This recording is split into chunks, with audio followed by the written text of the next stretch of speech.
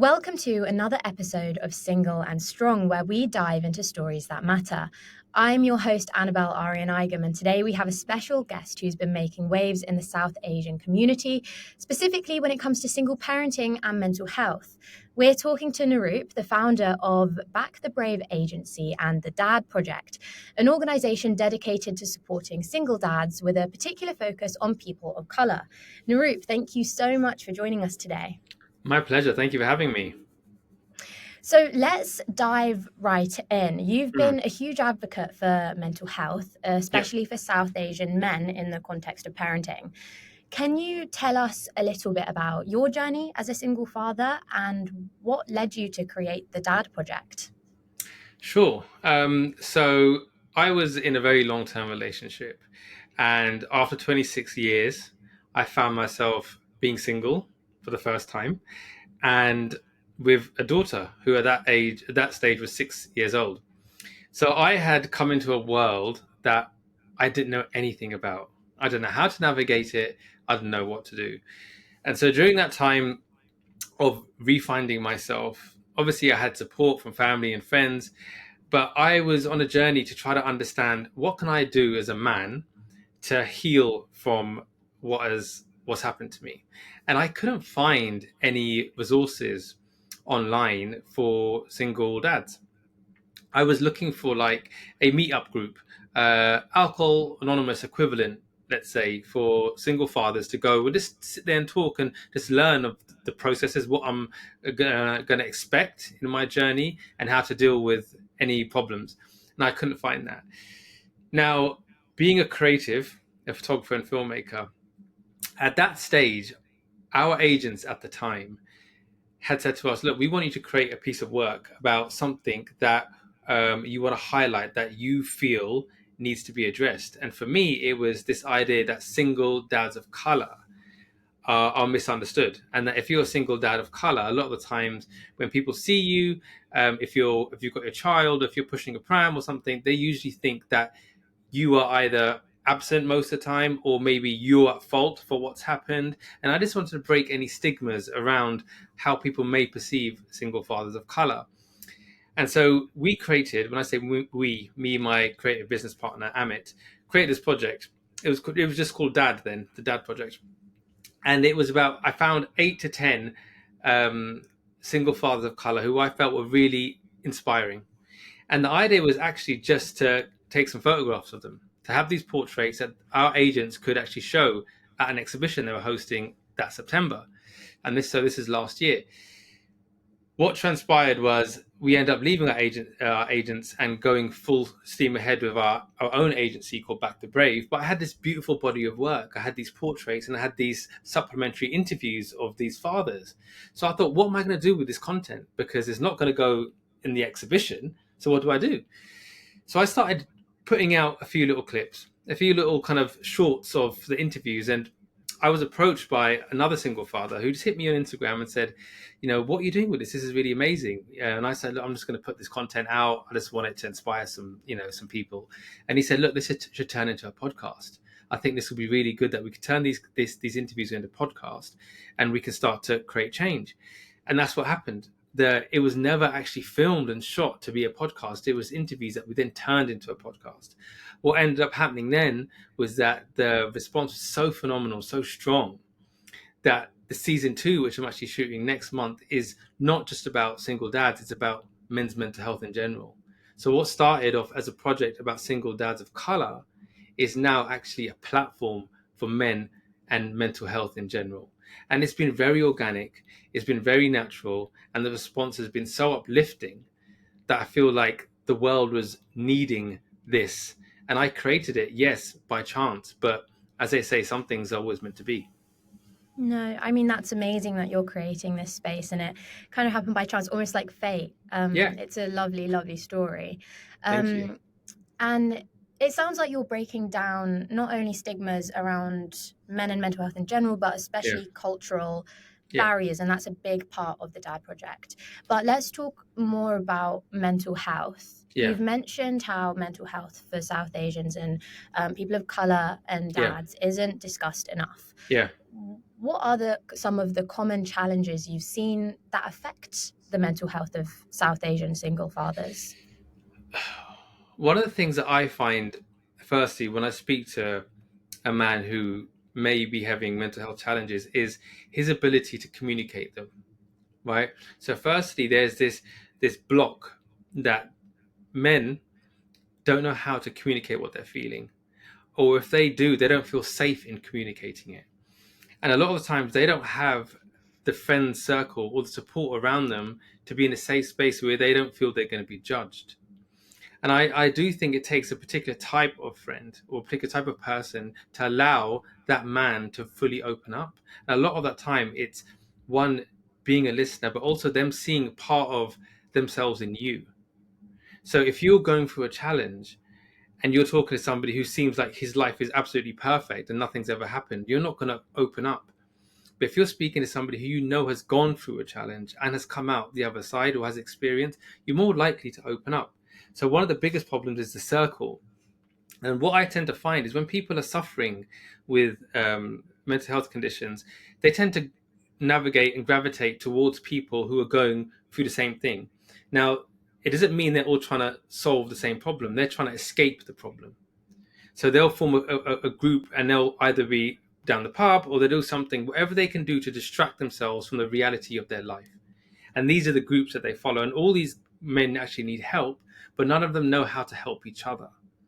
And what it really takes is for them to break that mold, to actually find a new group of people where they can sit down and these people say, look, what you're doing and what your actions you're doing is not helping you, is purely masking what you are feeling. And until you don't face this, until you don't address the silence that you're escaping, because through that silence you'll hear all your problems, they're never going to come through. So and the funny thing is, what I find the most challenging thing isn't actually them doing the work, it's them taking that first step towards it. How do you get the man to actually realize himself, I need help, I really need this? How do you get him to put the drink down or stay away from the drugs or the gambling or whatever it might be? It might be even just doing too much of too much work or whatever it is they're doing to distract themselves. How do you get them away from that and say, Mm-hmm. look, what I really need to face is this problem, this challenge in my mind. And that's what I'm trying to do, is to act as a source of inspiration, motivation, encouragement. Right? I'm not the guy that has all the answers, because I'm not a trained therapist or a coach, but I am the bridge between those that need help and those that can help them. My platform can help them. The people and the team and the organization I'm forming can help them. But they Mm-hmm. need to believe in someone, and they need to understand someone, and they need to follow someone. And I feel blessed and grateful that I truly believe my mission is to be that someone that these men can look into, look up to, and form friendships with, and then through me find help through my organization. Right. And obviously you've got that kind of key element to help others in that you've been through Yeah, these similar situations as well. yeah, You had a divorce from a very long marriage, yeah.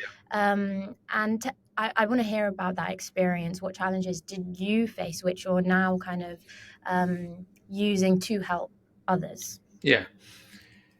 The initial challenge, the way I like to explain it is, my life before was, in my mind, perfectly planned out. I had everything in a line. So by the time I'm 65, this is going to happen. My business is going to go like this. My daughter will go to this school. We'll move to this area. It was like very, very simple. And for me, it was calming, right? Even though I've always been in business, so I have a ability to sustain risk to a high level. My personal life was mapped out. So when I found out that that was going to change, and that did change, it was like fog just dropped in front of me, and I didn't know what to do. I did not know what was the first step that I take from here. And people supported me initially in those first few weeks and months. It was family and friends trying to lift me up, and they did the best they can. But a lot of the time is people are talking to you, but you're not actually really hearing them because you're in your own mind, right? Your mind is just playing out scenarios. There's fear. there's anxiety, you can't eat, you don't want to do anything. And so dealing with those emotions a lot of the time just takes time. You know, um, what I did was to change my work situation. So I changed the way I worked from. I hired a room in a kind of co-working space. I changed my gym. I just made sure that my daily routine was different from what I used to do, because that was just a reminder of my past. And as the time went forward, I started to realize that I can't stand here in this storm. I've got to walk through it. So instead of allowing the storm to clear, I decided to walk through the storm. So that meant trying to replace old memories with new memories. But what can I do that will be different?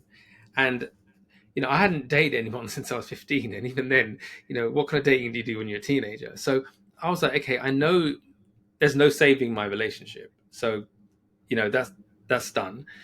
So let me go out on some dates. Let me go and meet some new people, change my friend circles. And that was really good because I started to see a different version of myself being reflected back to me. And I think that was really uplifting because I'm like, okay, this is how this woman sees me. I've never known that. And so that was really refreshing. And a lot of the time it was just going with friends and people that I knew. And that was really nice. And I think through those little interactions, really focusing on myself and saying, what do I need? And the gym has always played a major part of my life. So I really honed down on that. I started a new business venture, and that was really important because I could start seeing progress. So I started to see change in my life. And then you meet someone else. I met somebody else and formed a new relationship. And it showed me that even after what you think might be a catastrophe, you can find love again. And then through that new love, you see a different version of yourself and you find hope. So it's never one thing that can come in and just totally transform your life. It's little things. But Mhm. what I tend to tell people is the universe isn't working against you, right? The world isn't trying to hold you down, and this is not a punishment that you're being given for a reason. Things happen. Some Mhm. things are good, some things are bad, but how are we going to perceive them? And when you reflect on what has happened to you after like 2 or 3 years, you can actually see that that was always meant to happen. And I'm actually really grateful that happened because now I'm here and I love where I am now, and I wouldn't want to be anywhere else. So that had to happen, but it's hard to understand that at that point.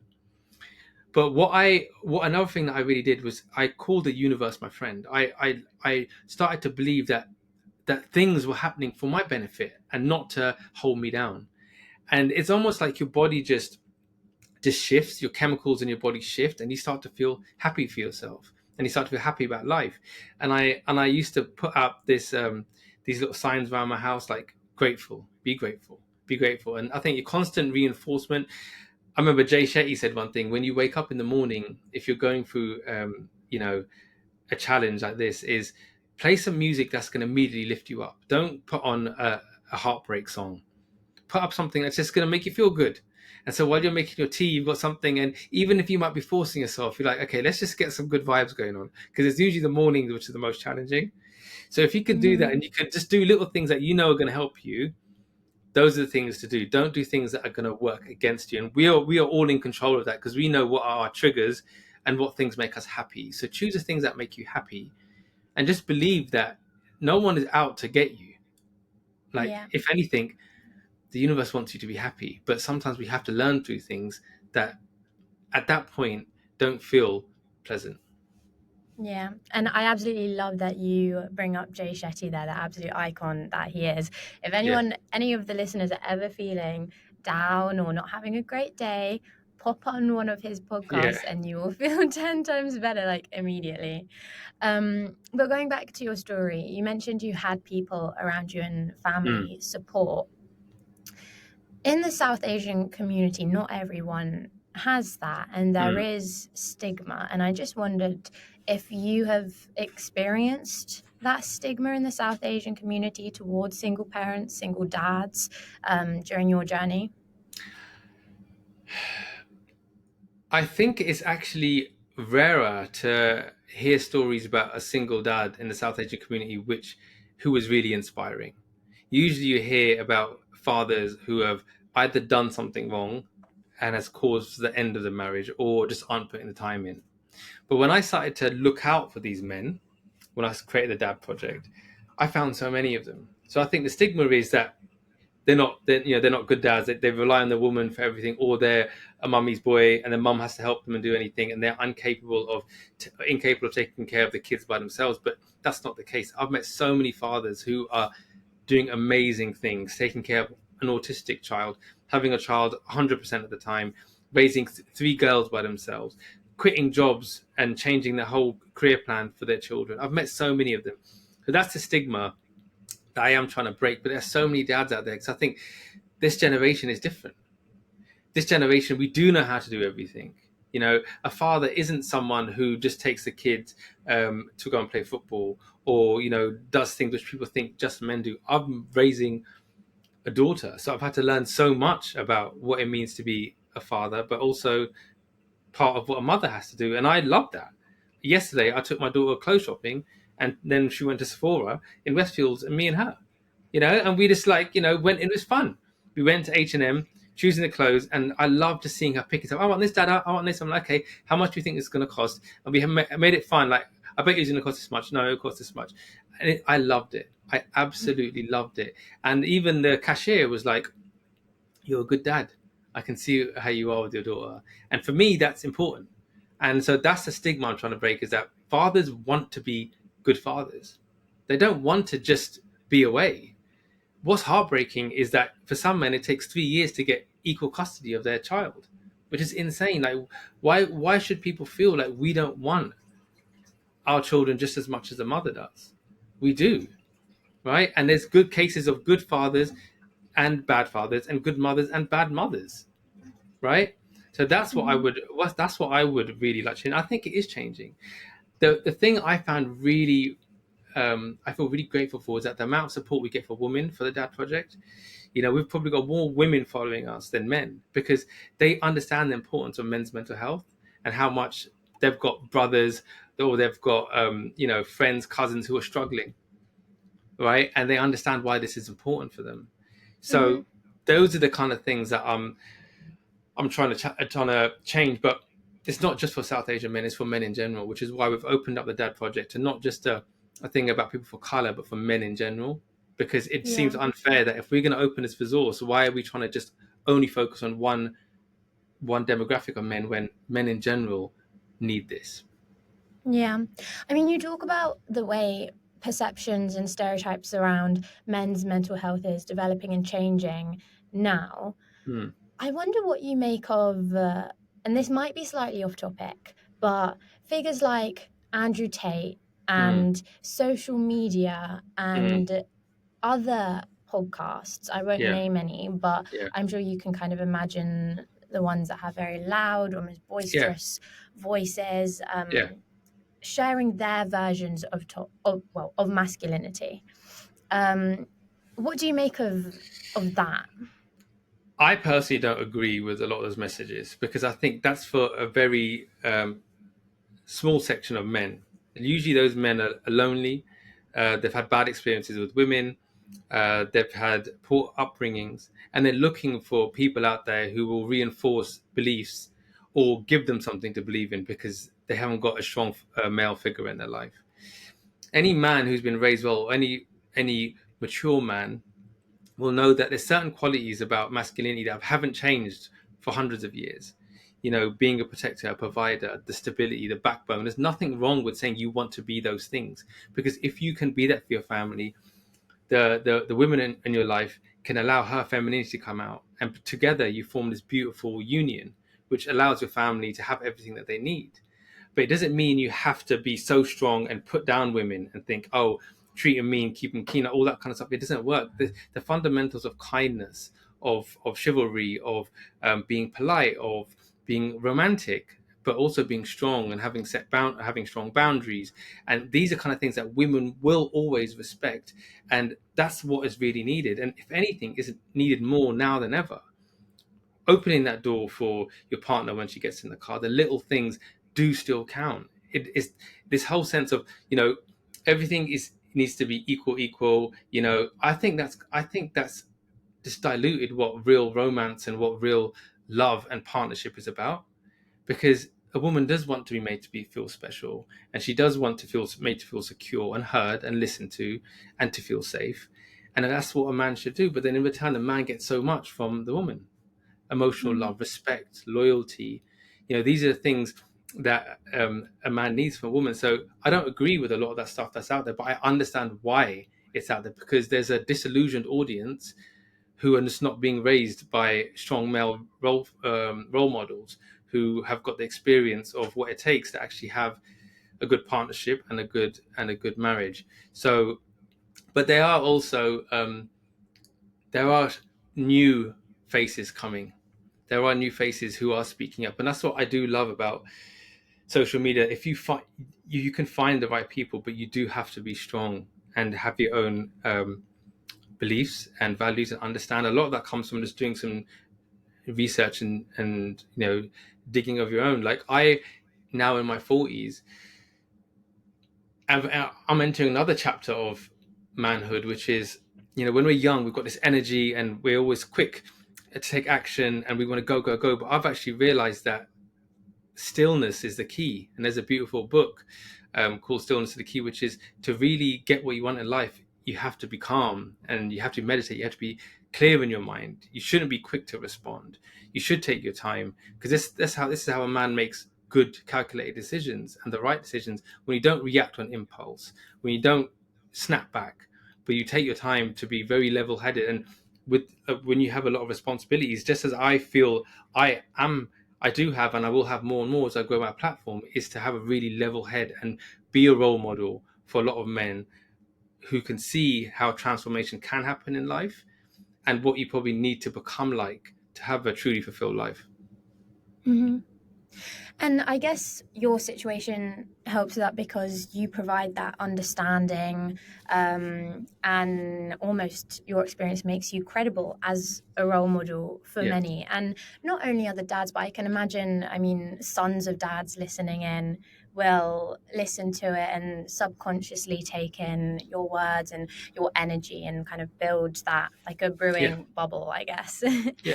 um, but for listeners who may be struggling with their own mental health or feeling isolated on their Mm. parenting journey, what maybe three things of advice, like key points, these are like your golden rules of this is what I think you need to be doing to improve or feel better? The first thing I would say is make yourself number one, right? So, as a man, and I'm obviously going to talk from a point of a single father, take care of yourself, because if you can't take care of yourself, you can't take care of your child, right? So don't neglect what you need, and a lot of that requires self-talk, right? So I remember I used to look at myself in the mirror and talk to myself, and I'd want to make sure that I give myself the best advice and become my own best friend, right? So no one is going to help you through this journey if you are not on your own side. Okay, so you have to care about yourself first. So that requires the basics: good eating, exercise, doing stuff that you may have not done but you've always wanted to do. So make your happiness number one. Once you make your happiness number one, the second point, you can make your child's happiness. So realize what you are living for. You've created a child or children, and it is your responsibility to be the best version of yourself for them. So if you're ever feeling like, what have I got to live for? What is my purpose? I always say, look, you've got this beautiful face of this child or children who are looking at you for your sort for your for being a source of inspiration. Now, if you cannot be strong enough for them, what are you going to be strong enough for? So find your reason, find your why. It could be your children, but it could also be your parents. It could be your business. Remind yourself of why you have to get yourself to a better place, right? And then thirdly, I would say, is find your tribe. Actively go out and try to find people who you can have um, form a union with. And I have made friends, so many friends this year alone on Instagram, through men who have reached out to me and are now our friends, who have asked me, Naroop, I love what you're doing. I love to have a call with you. Some of them are now working with me in the Dad Project. Others are becoming friends. I've had now women who are messaging me saying my husband isn't as present as he needs to be in the relationship. What can I do? And I've given them advice. So they are actively seeking out advice. So there are people out there. There are groups out there. Not as many as they need to be, but we are creating what's going to be, hopefully one of the biggest groups. So start to tap into these resources, listen to podcasts, and that again, there may not be a physical tribe, but that's an influence that you're having around you. So disassociate from people and things that are not good for you. And even if you start feeling lonely, which you will feel lonely, over time you will find your tribe. And it's like, I give the analogy of walking across a bridge. You're moving from one place to another, and as you walk across that bridge, there is this loneliness, there is this sense of doubt, there is this fear. Am I going to fall? I don't want to look down. I don't, I might trip over, and that's it, it's the end. But just keep walking, knowing that tomorrow, and have faith in tomorrow, things can change in your favor. Yeah, no, I think that's great advice. And thinking about your daughter, who I think you speak so fondly of, it's clear you Yeah, love her so much. yeah, And you spoke about taking her shopping to Sephora. And I'll tell you now, diamonds used to have been a girl's best friend, but nowadays yeah. It is. Sephora is a girl's best friend. But tell us about some other moments or times of when you felt really that were like, yes, I've succeeded. I feel happy. I'm a single dad, and I feel like a sense of achievement. And then on the other hand, maybe times when you felt down and exasperated, and what caused those different emotions. Hmm. Um, so times that I felt really happy was when I launched the Dad Project. That was definitely a major time when I realized that I'm working towards something amazing. When I fell in love again, was an amazing feeling, because it was a different type of love, and a love that I'd never experienced. And that was beautiful. That was a major turning point, I would say, in my journey, and something that I hold very dear to my heart. And it changed who I am as a man, fundamentally. Um, I would say things that I found difficult initially were looking at other families, knowing that I no longer have that unit.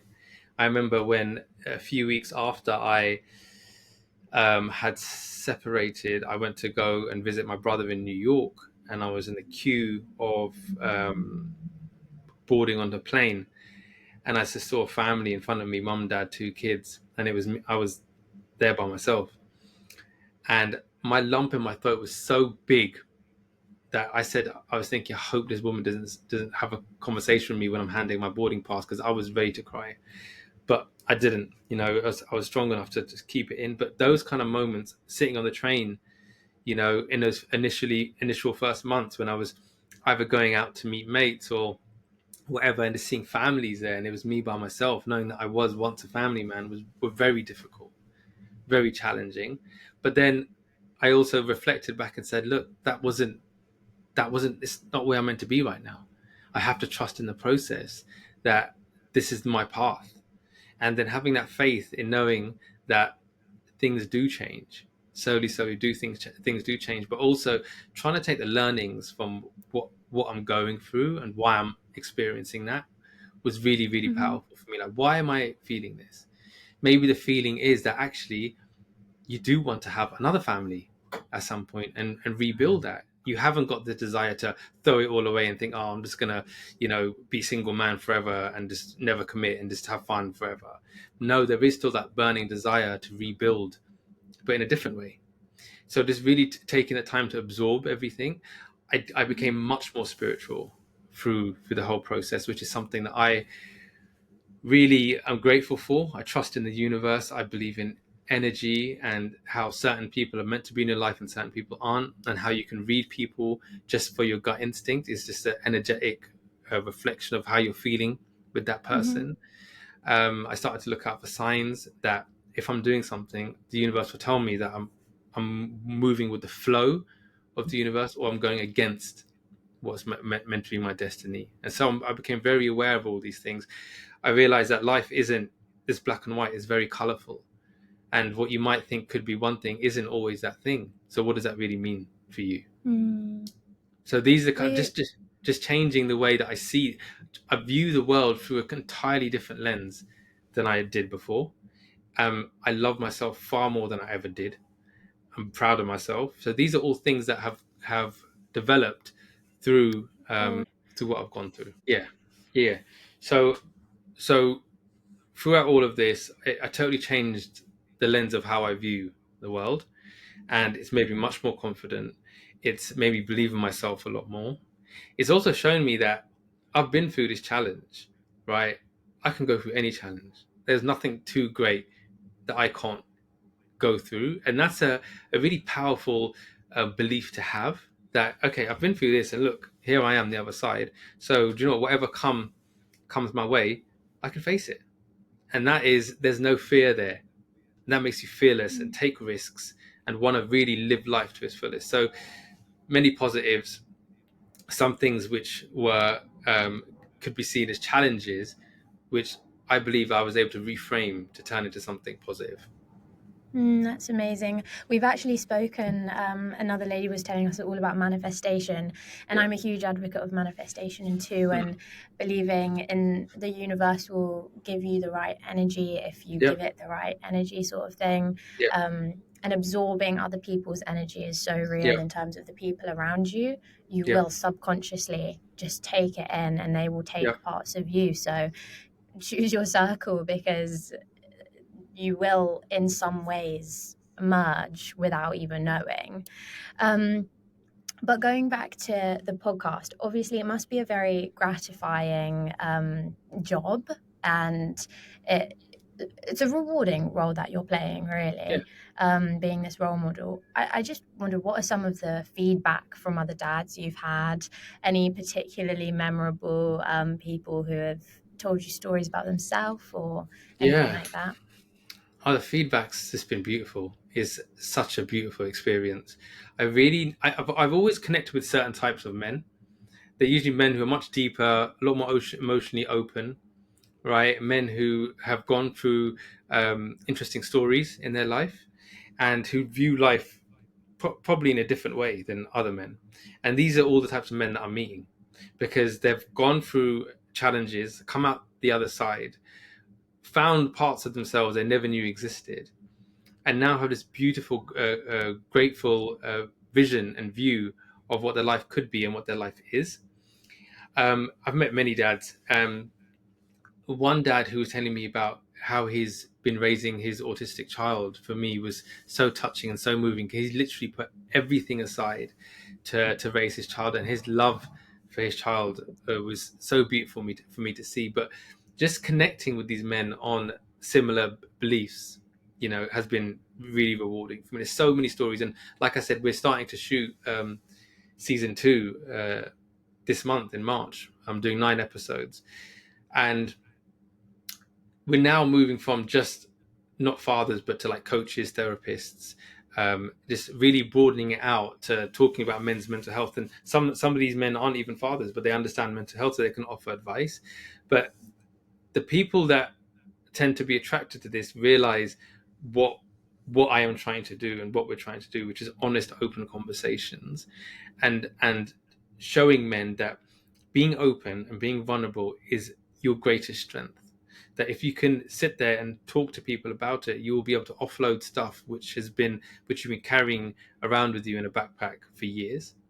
And all Mm. these dads that I've met and had conversations with, they've offloaded that backpack, or they've got very few bricks in that backpack.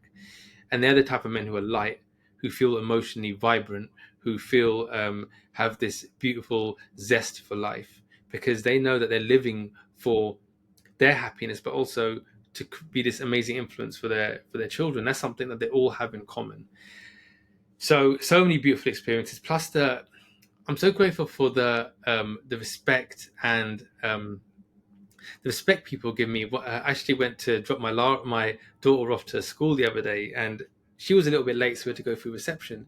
And the receptionist ran up to the barrier, and she said, "Oh, I've been waiting for you to come in because I've been seeing your stuff online, and it's really, really inspiring, and you're doing such a great job." I have so many messages like that. I really do. And it's so beautiful because it's all coming from an authentic place. It's not like there's a trend going on and I'm trying to jump on a trend. It's just I've got this natural desire, this burning desire to help people. I just want to help as many people. And I see this vision and this version of myself.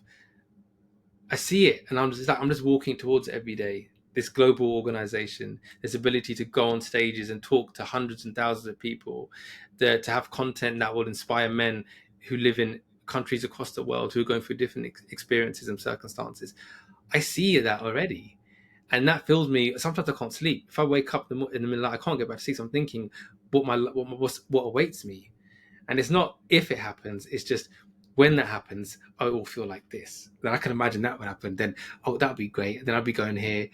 And it's all happening. Say day by day, it's all happening. So through these men and through this journey, like I never thought I would be building this. I've been a creative my whole life and a filmmaker and a photographer, right? That's what I've done, worked for ad agencies and the biggest brands shooting global campaigns. And through one moment of creating one project, fundamentally my life is totally changed in a new direction, and I'm so grateful for it. Yeah, well, it's amazing to hear about kind of your plans for the future, and manifesting this space for yourself and envisioning yourself. It's powerful to be doing that. Um, in terms of the future of mental health Mm. and views of mental health in the South Asian community, I just wonder, what are your hopes for the view and the accepting of men's mental health within the South Asian community in the next 5 to 10 years? I hope that people just become more open and don't see one sharing it as a weakness, which I think a lot of people realize. I hope they don't see sharing their troubles as a weakness. I hope people remove judgment and start, and don't think, oh, what's he going through? It's fine. He just needs to man up. Like, in it's always said in Asian culture, South Asian culture, just man up and deal with it, right? And that just doesn't work. So being accepting of that, people coming forward and having the desire to want to change and realize that if they are going to meet up groups or they are having therapy, it doesn't mean that there's something bad or wrong with them. It's just that you need a bit of coaching and guidance. You need to talk through some of your internal battles, because we have coaches for business and for sports. You need a coach for your mind too, because we can just lose ourselves and tell ourselves a narrative every day that is not in our best interest. So have a coach. There's no shame in that. Feeling the power of transformation, I think, is important, and openly telling people that I'm doing this, I'm doing that. I cried today. That's nothing wrong with saying that. So those would be some of the hopes. But I also think the generations above us, like my parents' generations, their minds also shifting a little bit, because they, in our culture, they have still have a massive influence on us. And I've seen how my dad he's always been an open, kind, loving man anyway. But as he's seen what I've been building, he has more conversations with me about mental health. And so I lost a friend, a few weeks back, and I had a conversation with my dad, and we talked about, mental health. We talked about challenges people face, and he said to me, "Naroop, I'm so proud of what you're doing, because it's so clear that it's needed everywhere." And he probably wouldn't have had that conversation. I know he's got friends who struggle with mental health, but they just didn't do anything. Either their marriages failed, or their children suffered. They lost a lot, and I'm sure every person has someone in their family in the South Asian community that they can say, wow, he either turned to alcohol or something happened, or she did, or because they didn't know how to deal with the challenges. And if we look back at it, we realize they are probably struggling with some mental health challenge. So if the Mm. community can come around it and embrace it and support it, and it takes people to push and talk about it and be proud to talk about it, I think change can happen. I think men's mental health is something that is just now starting to fully be accepted. There's a lot of work that needs to get done. We are well far behind the resources that are available for women, but I think that the change is coming, and it takes brave men to come forward to lead that change, because very few people will be willing to put their hand up and say, "I'll do it, I'll do it." They just won't, Mhm. because everyone will look at them and think, what? Like, and they just fear how people will perceive them. But I don't have that fear of how people will perceive me, because I Mm. know that the work is important. So that's how Yeah. I believe in the next 5 to 10 years things could change. Okay, amazing. And my last question Yeah. is, in terms of raising your daughter and Mm. bringing her up in the UK, how are you, and you've spoken about generational shifts and mindsets and changes, how are you encouraging her or raising her to find the right and healthy balance between holding on to traditional and South Asian communal traditions, but also living in a Western society where social media is just poured Everywhere. on everyone Yeah. every day? I think you need to lead by example. So they need to see that you are living your life in a way that is respectable. It's funny on a parents' evening call recently, Laura's teacher, said that Laura always says, "No, I can't do that because my dad said that's not the right thing to do, or my dad wouldn't be happy if I did that." So she would never tell me she said it, but it's obvious there is influence happening in a positive way. So, firstly, is knowing that you are leading by example. So that means that don't be on your phone too much around your child because they'll see that, right? So be present with them. Let them know what's important, human to human connection. Have open conversations. Sometimes when she's on her tablet or on a phone and we're driving, I'm like, Lara, look out the window. Look, and she goes, Dad, what is it? It's only trees. I said, admire the trees, admire nature. They're not going to see the world the way we see it. They're children, right? But you can have conversations with them. In terms of the South Asian element, I never force anything onto her. I allow her to naturally develop, and I want to see what her personality is like. If she's drawn to certain things, I'll allow her to and support her. Obviously, if I know they're detrimental to her, I'll step in. But I want her natural personality and her natural desires, and what she's inquisitive about to form. I don't want to tell her that she has to view the world in this way because my job is to support and guide her through her life, not to make her a clone of me, right? I want her to show me what she's into, right? And so I don't try to force anything onto her. I also know what she may need for the future is to have good education, right? So just try her best at school. Whatever she wants to do, she can do when she's older.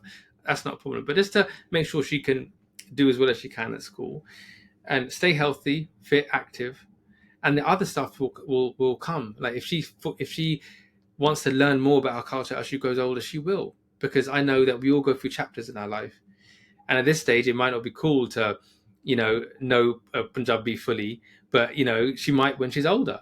And it's not like I'm fluent in it, so I will do what I can to help her. But fundamentally, my role to her is to support her and make sure she smiles every day, and especially because she's living half the week with mum and half the week with dad, to let her know that there is no issues between the parents.